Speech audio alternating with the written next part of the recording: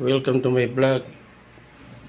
Please support my channel, Kalinga Primo Official and Kiliti Junior TV. Alods, merienda tayo.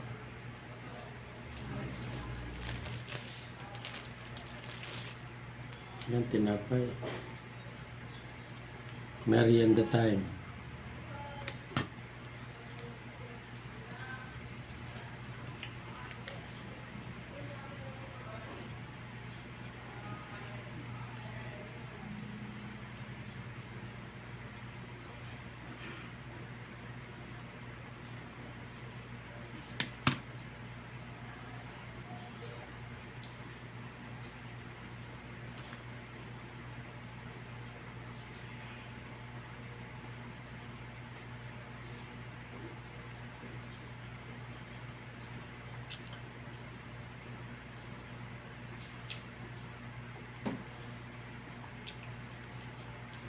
Sa mga kabaro ko diyan, sa umaasa sa task force, differential, monies and differential mga lords. Kanina galing na ako ng PGMC Camp Aguinaldo upang i-verify ko yung record ko kung kasama sana ako. Kasi napakaliwanag sa post ng PGMC. Monies and task force, monies and differential from 2000 to 2013. So covered na ako doon. Ako 2006. Wala silang inilagay doon except differential. Nakalagay doon monies eh. So task force, differential, and monies involve lahat sa mga nag-retired ng ganong taon, 2000, 2013. Yun ang pagkakaintindi ko. Pero mga kabaro ay hindi ganon ang kanilang sistema. Liwanag. Hindi ganon ang paliwanag ng isang sundalo na duty doon sa PGMC, sa in charge doon sa screening ng mga task force differential na yan. Ang sabi sa akin kanina ay inuuna muna namin ang monies na ibigay. Ano ba yung monies na yon? Yon ay sa mga survivor, yung mga namatay ng principal, asawa ang nagki-claim, yun ang survivor, yun ang monies, yun ang matatanggap ng mga balo, mga asawa nila, yung monies na yan. Sa active pensioner, differential ang tawag. Yun ang paliwanag. Ngayon ay hindi pa tayo mabibigyan ng differential sa mga principal. Sila daw ay magpo-post ulit para sa task force differential naman, para sa principal. Yun ang paliwanag sa akin ni Sarge, yung duty doon. Hindi ko na tinanong kung anong ranggo, anong kwan niya doon. Basta siya yung in charge doon sa computer.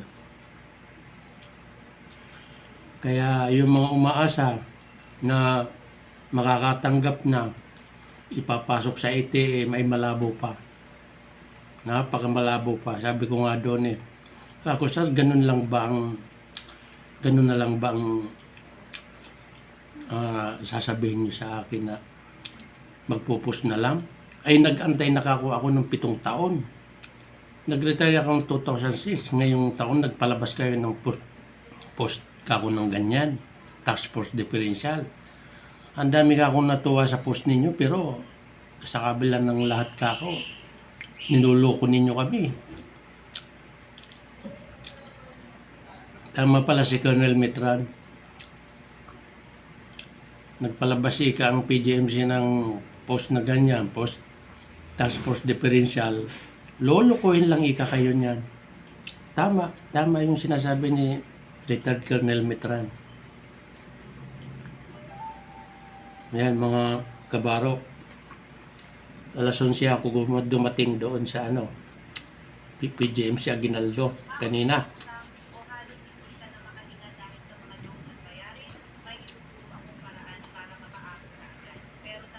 Malungkot pa rin kasi walang positive na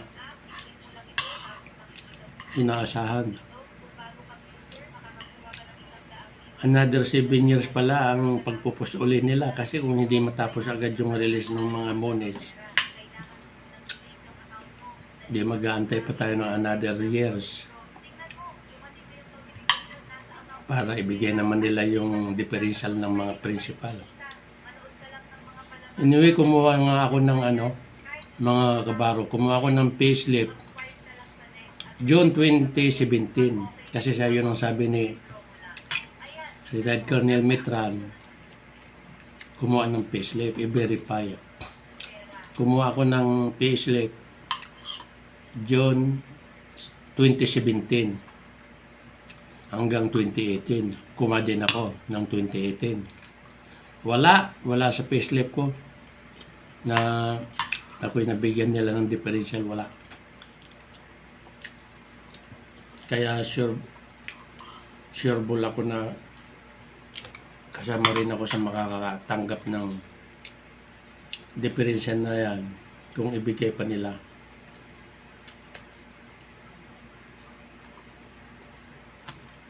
Kape.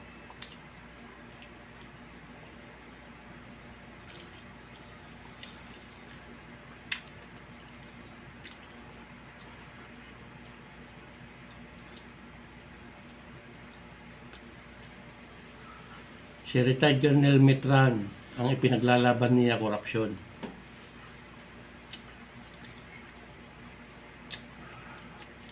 Korupsyon sa mga officer sa armed forces. Hindi naman lahat ng officer. Yung mga nakapwesto lang. Kasi sila yung nag-uusap kung paano gumawa ng kwarta.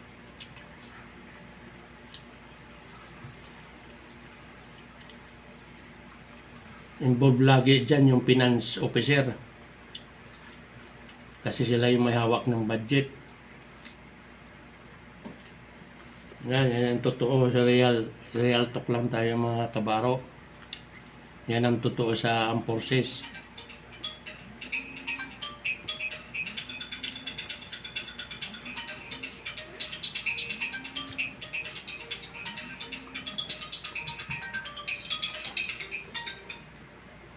Hello, Che. Oo, bakit? Saan?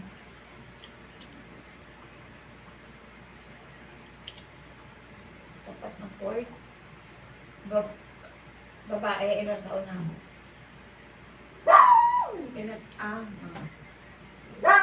Anong gusto niyang pamasahe?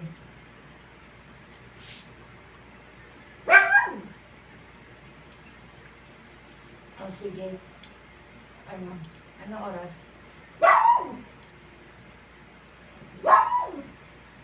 Ako, kasama kasi 600 na kasi ako ngayon.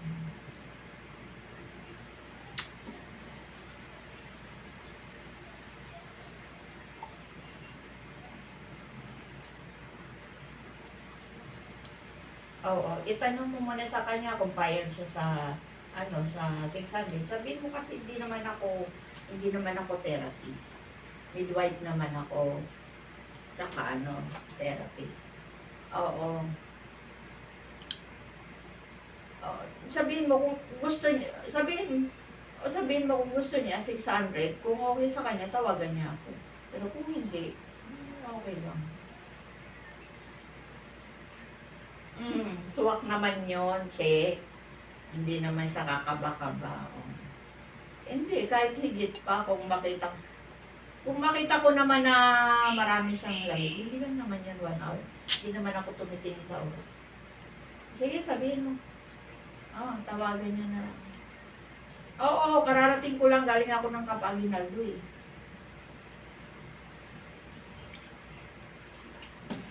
Sige. Okay. Oo, sige. Salamat.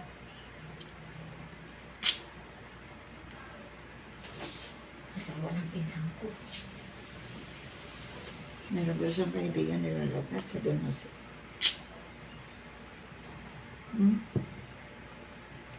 Nasanay sila na hindi sila sa akin magbabayad. Siyempre, yung kaibigan niya magbabayad. Alam mo kung bakit? Kaibigan lang niya yun eh. Pinatawag yung pinsan mo para makalibre. Hindi pwede. Hindi ako nag-libre ng ano.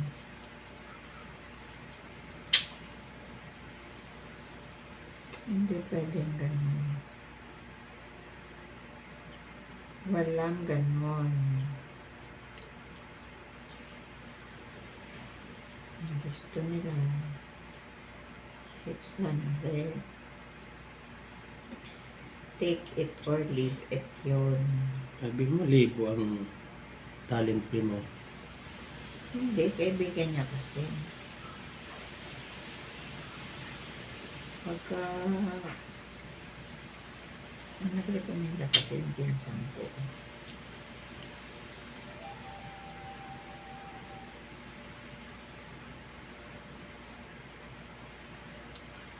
Sila kasi, nagpipinsan eh, hindi sila nagbabayad. Kaya hindi nila alam. Kaya lang, hindi naman sila nagsasabi kung magkano kapag kami naghanap kasi.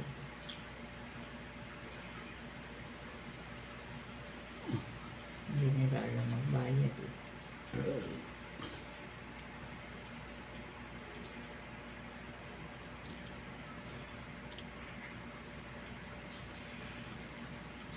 Sa mga subscriber ko, ayan, pakinggan na lang ninyo yung aking mga sinabi at yan ang aking tunay na nangyari pagdating ko doon sa PGMC. Nakakalungkot na. Nakakalungkot. Yung asam-asam tayo na meron tayo matatanggap. Nako po. Siguro aantayin ng PGMC na magkandamatay muna tayo Para kanila na yun. para sa atin ay di sila na makinabang. Ganun siguro ang ano nila eh, expectation eh sa mga pensyonado. Patutulugin muna nila yung budget, time deposit, patutubuan, hati-hati sila. Isip nila, ayan na natin yung mga pensyonadong yan at yan mamamatay na. Yun. Ganon ang kanilang mentality. Hindi naman siguro. Total naman ikay mga pensyonado na yan, mga gurang na. Ang dami doon mga nagre-reklamo na may 20 years na. Bago niya nalaman. Paano? Hindi naman nagpo-post ang PGMC na, Pulano, meron tayong benefits na makukuha. Punta kayo dito sa PGMC Aguinaldo. Magdala kayo ng requirements. Dapat ganun. Magpo-post ang PGMC. Hindi eh. Itinatago nila eh. Hindi ibig sabihin sila mga buaya. Ganun na lamang eh. Mga buaya mga nasa PGMC. Masaktan ako masaktan. Totoo naman nangyayari. Ang dami nga doon. Dati, nagpipensyon, patay na matagal ng patay. Pinapakinabangan nila yung pensyon ng tao, matagal ng patay. Ang daming mga anomalya dyan sa PGMC. Naku po. Ay nako, che. Huwag nang tumawag kung hindi na. Hello, che. 6 o'clock. Sige, tadaan na lang ako din sa iyo.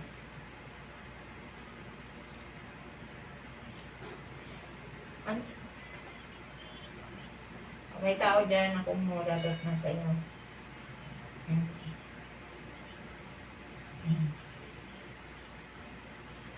Ang masasabi ko lang, Sige. Oo, sige. Finance at saka PGMC Oo. ibigay na ninyo para hindi na magkanda magdadakdak ang mga pensyonado kasi amin yan eh. Sige yan. Hindi naman inyo yan eh. May sabihin Amin mo yang na- pirang yan. Pang ano? Pang Para hindi kami nagdadakdak kung ano para sa inyo. Para tumahimik na kami, ay ibigay na ninyo ang pera namin. Ganun lang yun. Ibigay na ninyo ang para sa amin para tumahimik na kami. Ganun lang ang suma total niyan.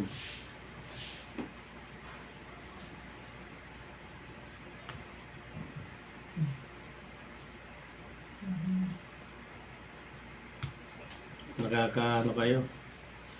Sabi nga ang iba, nakakainit kayo ng ulo.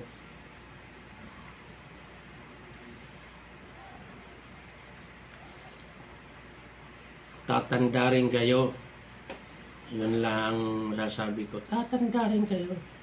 At mabuti kung abutin kayo ng senior citizen. Yan. Tatanda rin kayo.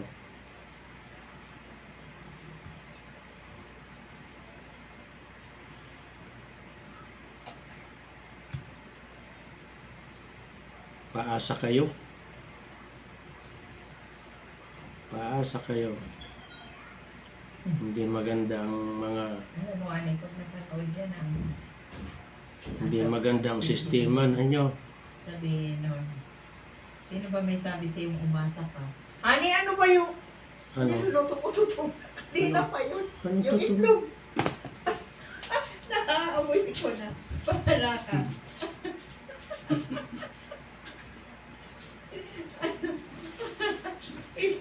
Inihaw na itlog.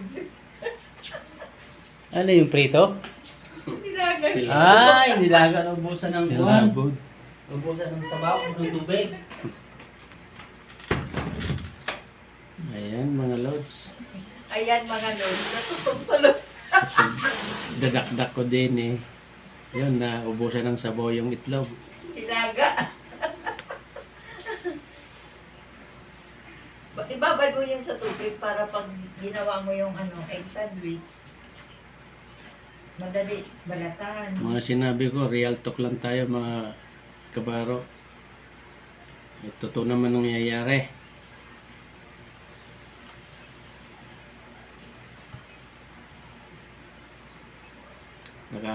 Nakakasakit kayo ng damdamin.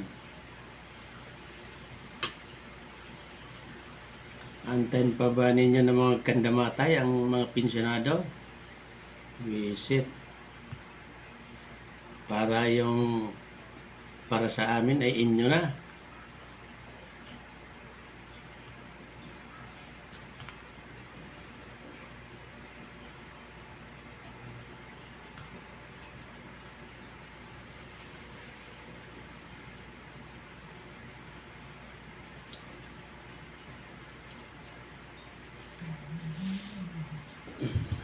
Kahit na mapanood nila.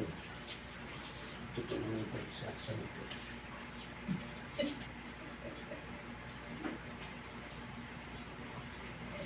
Ano titimplahin pa ito na kalaman? Oo, mas masarap pag palaman yan. Ibabad mo muna sa tubig yan. 6 o'clock naman tayo aalis.